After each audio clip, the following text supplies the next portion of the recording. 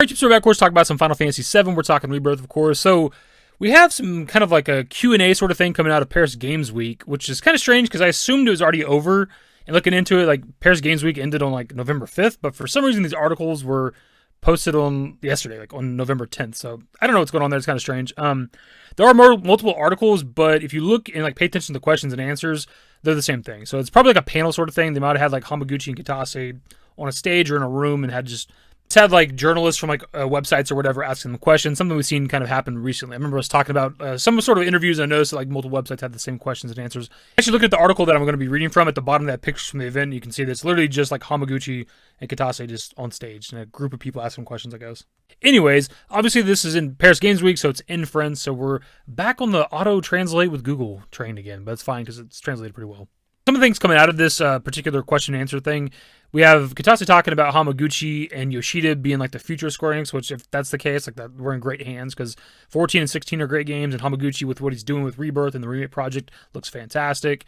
We have them kind of not wanting to talk about Genesis, but in denying Genesis or not giving us an answer on Genesis, kind of in a roundabout way confirms it, obviously. And there's a bit more about costumes, and there's probably other things to discuss from this, so let's just hop into it.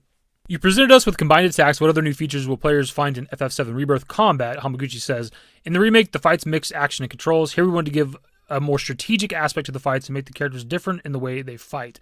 This necessarily favors more action, but each character has particular actions, which allows you to make more impressive and effective combos. For example, you can send an enemy into the air and switch with another character who have more aerial techniques. So that's kind of cool that you can like knock an enemy into the air and then like switch over to the character and like keep fighting them in the air, and then they have like aerial moves for them, aerial techniques or whatever. That's pretty cool. Like I'm not super in depth. I'm like the guy who like knows the ins and outs of like combat and stuff when it comes to remake. Obviously, I beat the game, beat it on hard mode and stuff like that, so I got into it. But I'm not the guy that knows how to like chain ATB attacks and stuff together. But apparently, that's a thing you can do now with aerial combat in this game, which is something that people were wanting like Square Enix to improve the aerial combat when it comes to like the next game in the remake trilogy. It seems like that's what they're doing. The public is demanding information on Zack. If you've played FF7 Remake, you've noticed that Zack appears in quite a different way, and we played around a lot with the original universe to convey something different. If you like Zack, there will be some very interesting things for you in FF7 Rebirth. So there's not really anything new there. It's kind of the typical question and answer we get for Zack, but we always try to read the Zack-related stuff when it comes to the channel, because obviously my favorite character, Zack is a very popular character when it comes to FF7, so yeah, that's it. Nothing really. Actually, I will say that they talk about kind of playing with the original game's universe or whatever when it comes to, I guess, Zack apparently. And while I do believe he's alive, I think that's what's being presented to us when it comes to the remake project. That's what they tell us in interviews. They've literally said Zack is alive in the Ultimanias, in the interviews and stuff like that. But there is the possibility he's dead, or in between death doesn't realize he's dead. And maybe that's what they could be doing here. They talk about playing with the original universe, right?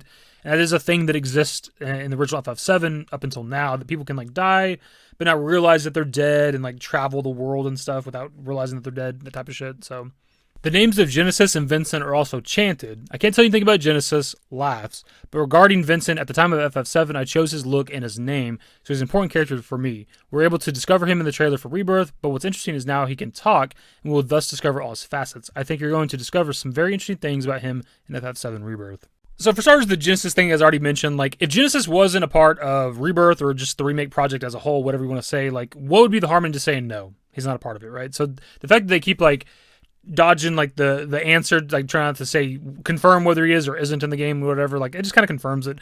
And again, the lore adds up to that sort of, like I don't remember, I think he's like sleeping in Deep Ground or whatever for like a long time, but he's alive though, right? In between like Crisis Core and Dirge of Cerberus, which is post FF7, Genesis exists in Deep Ground, so like he's there. I think it kind of breaks lore or whatever if he's like out and doing shit in like the FF7 world during the events of FF7, but still he is alive, so he can technically be a part of the remake project if they want him to be. And Vincent thing's like cool, man. It would be cool to learn more about him. Like I hope we get like a flashback with Vincent when he's a part of the Turks or something. I wouldn't mind like a playable segment if we were doing like a flashback sort of thing. If that might be asking a little bit too much, or like a DLC between the games. That's the main thing I kind of want. If they're going to do DLC between Rebirth and the third game, I would love a Vincent Turks like flashback sort of thing, because we've seen that a little bit in the FF7 original. I think we get some of that in Dirge of Cerberus and shit like that, but like a playable segment where you get to play as the bad guys, you get to play as the Turks. Like that would be fucking cool, man. You can certainly kind of argue whether or not like a backstory DLC is needed for Vincent. It kind of comes down to when do we come across him in the game. We're supposed to be visiting locations out of order. When are we going to Nibelheim? When are we getting Vincent? How much story is there after getting Vincent to where we can like learn about the character? We know he's not playable, so presumably it's towards the end of the game. So I would say you kind of do need one for like the newer players and just for the fans that want to play as Vincent and shit, right? Like the way like the people who don't know who Vincent is when they play Rebirth can play the DLC and learn kind of his history and why the fuck was this guy just chilling in a coffin, right? What do you guys think of the young creative team at Square Enix, and how do you see the passing of the torch? Katase says, let me answer because I've been here since Final Fantasy V. Hamaguchi is part of this new generation, as is Endo-san, the combat director who also joined us recently. There's no real break, but regularly new employees arrive and learn Final Fantasy know-how. This is how it is transmitted. There are two very talented Naokis to watch out for on Square Enix side. In addition to Naoki Hamaguchi, you might know Naoki Yoshida, who recently directed Final Fantasy XVI. I think the future is in their hands.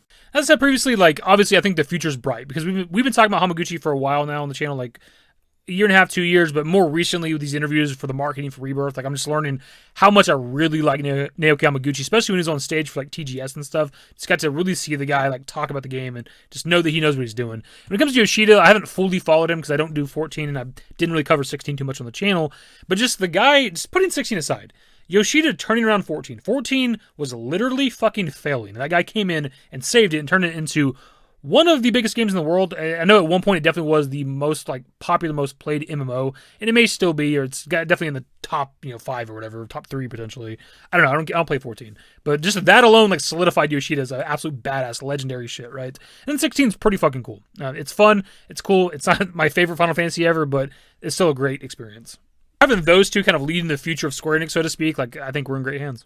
Can we expect to see additional costumes like Final Fantasy VII Ever Crisis? Katase says, for the moment, we haven't thought about DLC, but regarding costumes, there are perhaps some that are very well hidden in FF7 Rebirth. Hamaguchi says, there will be more choices than in the previous game, so if you like spending time changing the look of your characters, you'll have a good time. So the last part was kind of interesting, like Hamaguchi's answer, because he says if you like to spend time changing your character's costumes, you'll probably have a good time with Rebirth, right? That does seem to imply like a freedom to change outfits. Now, we've been told that you probably can't do that, it seems like on a first playthrough, because they don't want you to be wearing like a goofy-ass outfit, like a really emotional scene or something. But we've also been told that there's like forced areas where like you have to wear an outfit, probably like cargo ship and some other shit. We've seen Cloud in like the outfit when he's wearing riding the Segway, he's wearing that weird ass outfit. And we've seen like Yuffie wearing like the kimono and gold sauce or stuff like that. But we've also been told in other interviews, as we've talked about in previous videos, there's somewhere in the game, potentially Gold Saucer, where you can kind of wear any outfit you want to that you've collected for your characters. But the fact that he says you can spend time changing your outfits, it just feels a little bit like leaning into like the doing that whenever you want to, probably in like a hard mode playthrough, hopefully. That's actually pretty much it for the video. We read actually most of this interview. There's only like 2 or 3 questions I think we didn't read. There's this kind of the standard Q&A stuff that we've talked about before on the channel so many damn times. You see them in like every interview. I feel like we're just kind of spinning our wheels right now in terms of content because like it's just a lot of like we're waiting for like another interview to come out just to like talk about the game at all. There's just nothing. It's been a lot of silence now for a while. We're looking at the Game Awards. It's less than a month away. Hopefully there's something there. If there's not something at Game Awards, I don't know what the fuck's going on. We need another trailer. I feel like we almost kind of need another like stage presentation sort of thing. Maybe not like another hour-long one, but like there's still some things we don't know about the game. Like they still need to talk about skill trees and shit, right? There's just so many other things that need to be kind of explained, I feel like. Hopefully it happens relatively soon. There's also just other things we haven't seen yet, like weapon cores and things like that need to be explained to people that are playing maybe Rebirth for the first time that aren't hopping into Remake. So like they need to explain exactly what those are, if they've even changed it at all, if they've improved it. Because I believe from the gameplay that we have for Rebirth, like the demos and shit, like I think you couldn't access the weapon cores if I'm not mistaken. So they're definitely like hiding that for a reason. So I feel like there's just got to be another like kind of big showcase at some point potentially. I don't know. Anyways, that's the video. Subscribe if you guys are new. Social networks in the description below. Follow me to _Whitesea. That's it. Bye.